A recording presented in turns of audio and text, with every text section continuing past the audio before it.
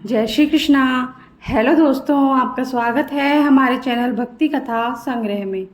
आज हम आपके सामने प्रस्तुत करने जा रहे हैं श्रीमद् भगवद गीता का 17वां अध्याय। ओम श्री परमात्मने नमः। 17वां अध्याय। इस प्रकार भगवान के वचन सुनकर अर्जुन बोले, हे कृष्ण, जो मनुष्य शास्त्र विधि को त्याग कर केवल श्रद्धा से युक्त हुए देवादिकों का पूजन करते हैं, उनकी स्थिति फिर कौन सी है? क्या सात्विकी है अथवा राजसी किंवा तामसी है? इस प्रकार अर्जुन के पूछने पर श्री कृष्ण भगवान बोले, हे अर्जुन, मनुष्यों की वह बिना शास्त्रीय संस्कारों के केवल स्वभाव से उत्पन्न हुई श्रद्धा सात्विकी और राजसी तथा तामसी ऐसे तीनों प्रकार की ही होती है। उसको तू मेरे से सुन। हे भारत, सभी मनुष्यों की श्रद्धा उनके अंतःकरण के अनुरूप होती है तथा यह पुरुष श्रद्धामय है। इसलिए जो पुरुष जैसी श्रद्धा वाला है वैसा स्वयं भी वही है, अर्थात जैसी जिसकी श्रद्धा है वैसा ही उसका स्वरूप है।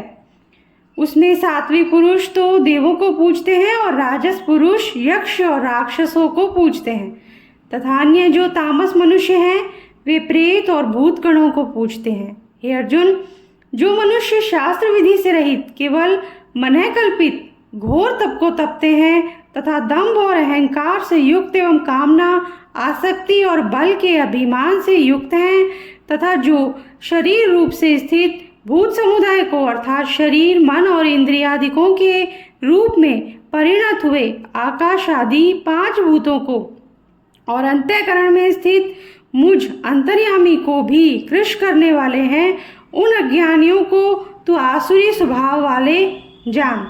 हे अर्जुन, जैसे श्रद्धा 3 प्रकार की होती है वैसे ही भोजन भी सबको अपनी अपनी प्रकृति के अनुसार 3 प्रकार का प्रिय होता है और वैसे ही यज्ञ तप और दान भी 3-3 प्रकार के होते हैं। उनके इस न्यारे न्यारे भेद को तू मेरे से सुन।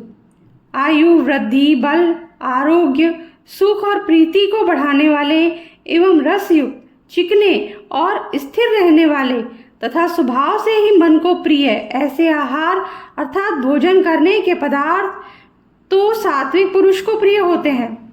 कड़वे खट्टे लवणयुक्त और अति गर्म तथा तीक्ष्ण रूखे और दाहकारक एवं दुख चिंता और रोगों के उत्पन्न करने वाले आहार अर्थात भोजन करने के पदार्थ राजस पुरुष को प्रिय होते हैं तथा जो भोजन अधपका रस रहित और दुर्गंध युक्त एवं बासी और उच्छिष्ट है तथा जो अपवित्र भी है वह भोजन तामस पुरुष को प्रिय होता है।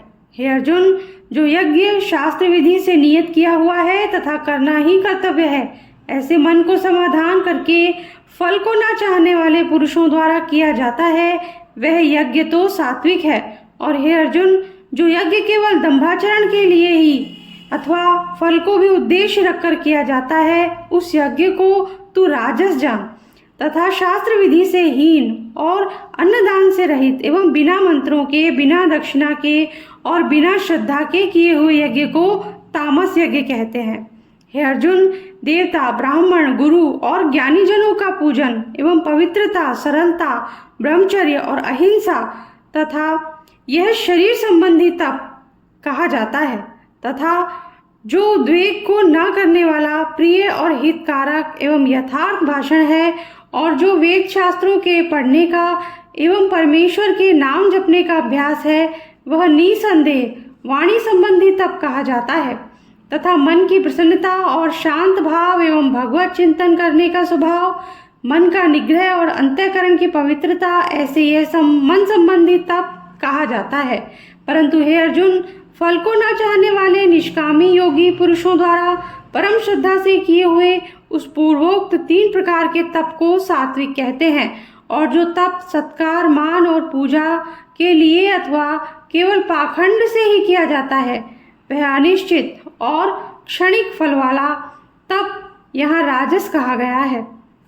जो तप मूर्ता पूर्वक हठ से मन वाणी और शरीर की पीड़ा के सहित अथवा दूसरे का अनिष्ट करने के लिए किया जाता है वह तप तामस कहा गया है और हे अर्जुन, दान देना ही कर्तव्य है। ऐसे भाव से जो दान देश काल और पात्र को प्राप्त होने पर प्रत्युपकार न करने वाले के लिए दिया जाता है, वह दान तो सात्विक कहा गया है।